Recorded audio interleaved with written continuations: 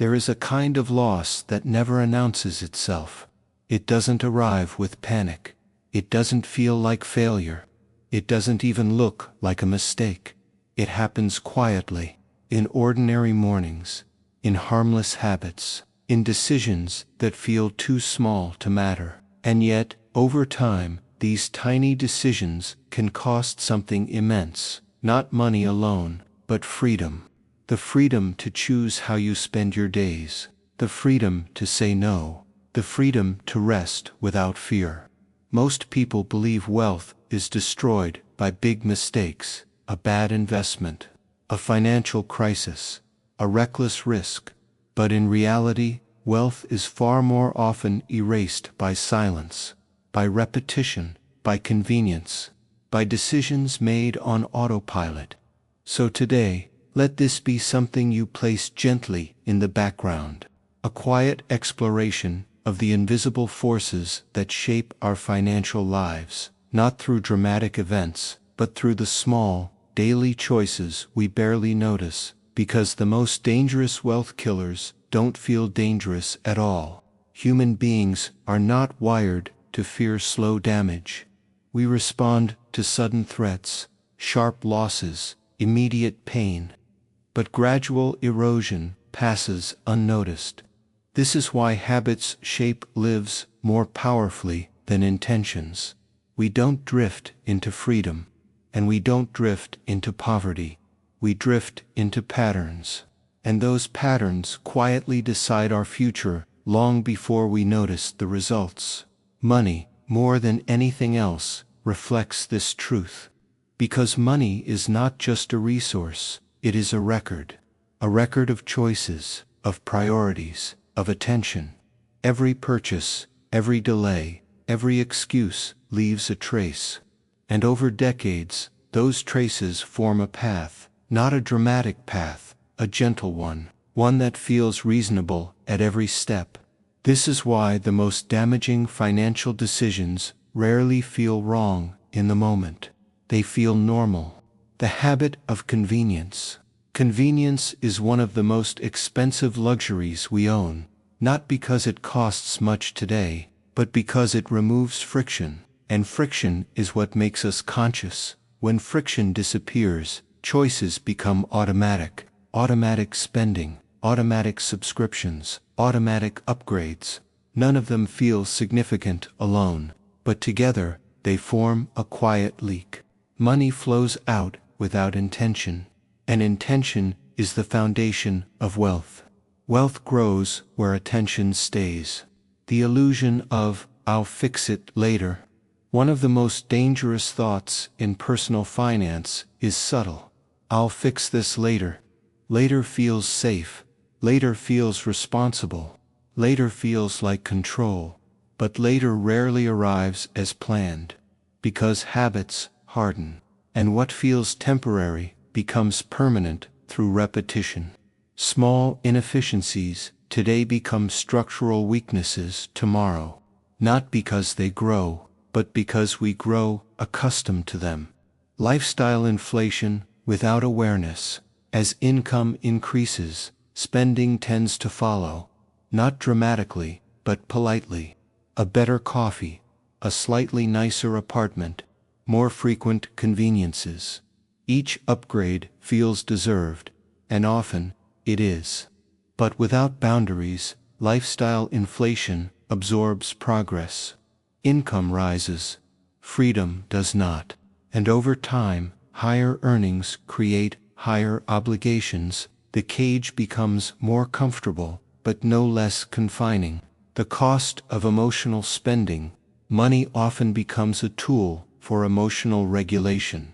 Stress relief, reward, distraction. We don't spend to own things. We spend to feel something. Relief, comfort, status, belonging. And emotional spending is rarely questioned, because it feels justified. But when money becomes therapy, it stops becoming strategy. And strategy is what creates distance between effort and survival. The silent drain of unexamined debt. Not all debt feels heavy. Some debt feels normal.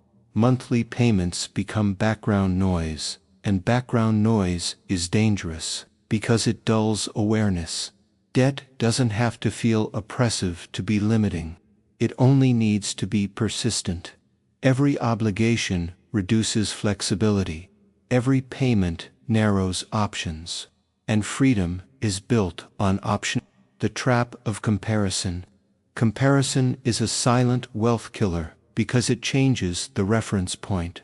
You stop measuring progress against your past and start measuring against someone else's highlight reel. This shifts behavior. You spend to keep up. You invest emotionally. You rush maintenance. Comparison accelerates consumption and delays independence because you are no longer building your life. You are reacting to someone else's. The underestimated cost of delay. Delay is rarely framed as a decision, but it is.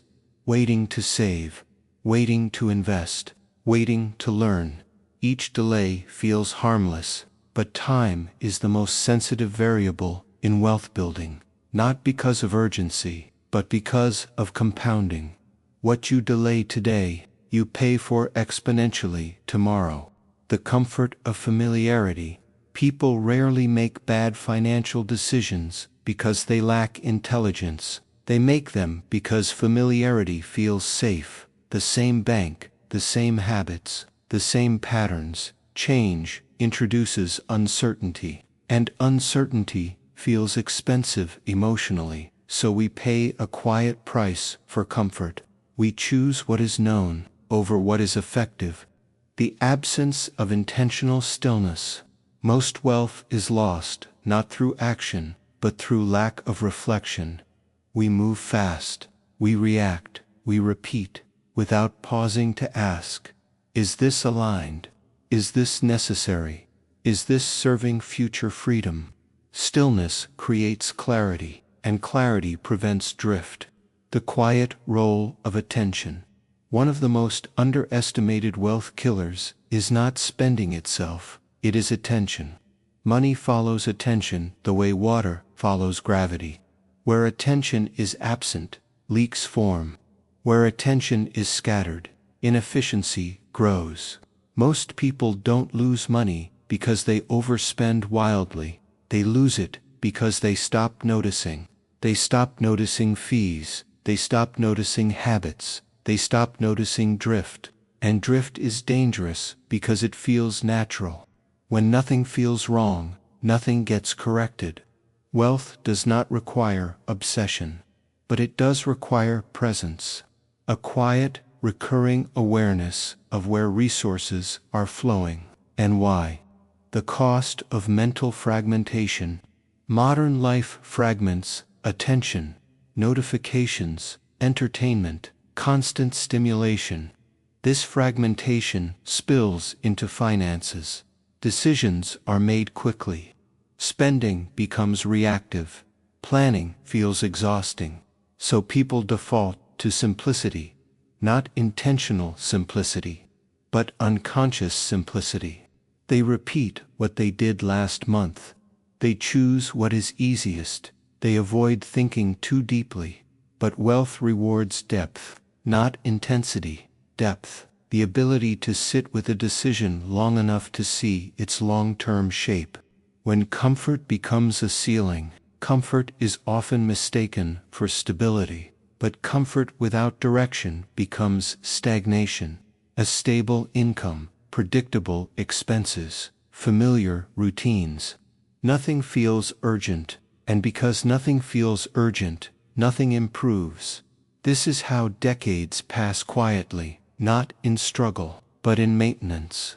People protect comfort at the expense of freedom. They choose what feels safe now over what creates options later. And the trade-off is rarely acknowledged. The hidden price of financial noise. Financial noise is everywhere. Advice, opinions, predictions. Most of it is loud, urgent, confident. But noise creates impatience. Impatience leads to overreaction. Overreaction leads to unnecessary movement. And unnecessary movement is costly. Wealth grows through calm repetition, not constant adjustment. Those who build lasting freedom are not hyper-informed. They are selectively informed. They ignore most signals. They follow few principles. Silence becomes an asset. Why consistency feels boring, and why that matters. Consistency is unattractive. It lacks drama. It lacks excitement. It offers no immediate reward. This is why it is rare. Daily saving feels boring. Long-term investing feels slow. Saying no feels restrictive. But boredom is a sign of sustainability.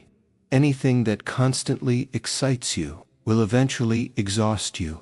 Wealth is built by actions you can repeat, even on unmotivated days, especially on unmotivated days. The subtle trade between identity and consumption. Many purchases are not practical. They are symbolic. They signal identity, success, taste, belonging. But when money is used to construct identity, it cannot build freedom. Because identity is never finished. There is always a newer standard, a higher comparison, a different group. Freedom requires separating who you are from what you consume. And that separation is quiet, internal work. The long shadow of small obligations. Small obligations accumulate silently. Subscriptions, payments, commitments, each one feels manageable. But together, they reduce flexibility. Flexibility is what turns money into freedom.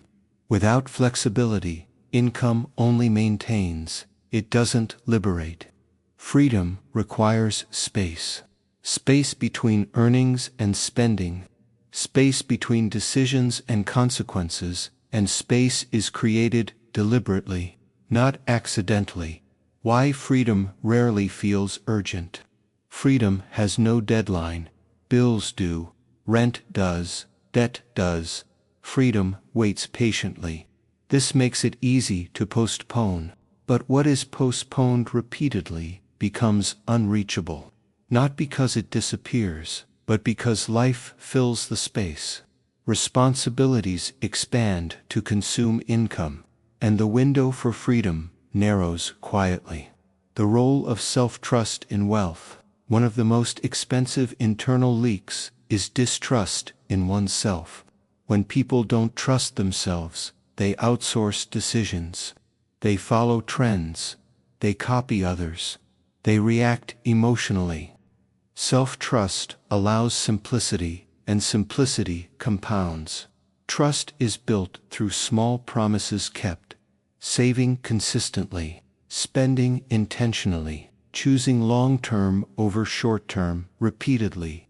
This internal stability protects wealth more than intelligence ever could. The silent wealth killers are not dramatic. They don't shout, they whisper.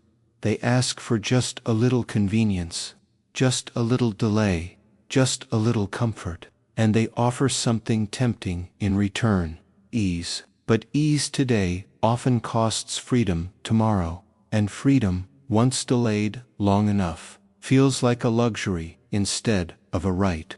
There is something deeply human about these silent wealth killers. They are not flaws, they are defaults. Our brains evolved for survival, not compounding, for immediacy, not patience.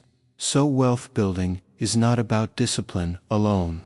It is about awareness, about noticing the invisible, about choosing gently, again and again.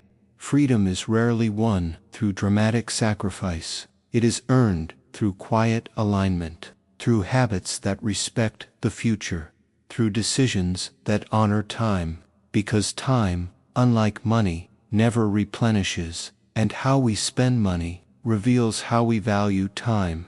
If this reflection leaves you with one thought, let it be this: your future is being shaped right now, not by big moments, but by ordinary ones. The coffee you don't question, the subscription you forgot, the delay you justify, none of them ruin you, but together They decide whether freedom arrives early or late. Wealth is not built through intensity. It is built through consistency, through awareness, through restraint, through patience, and in the end, true wealth isn't counted, it's felt, in silence. If you enjoy calm reflections about wealth, behavior, and long-term freedom, subscribe to Quiet Money for more thoughtful narratives like this. And if something in this reflection resonated with you, share your thoughts in the comments. Sometimes, the quiet conversations are the most valuable ones.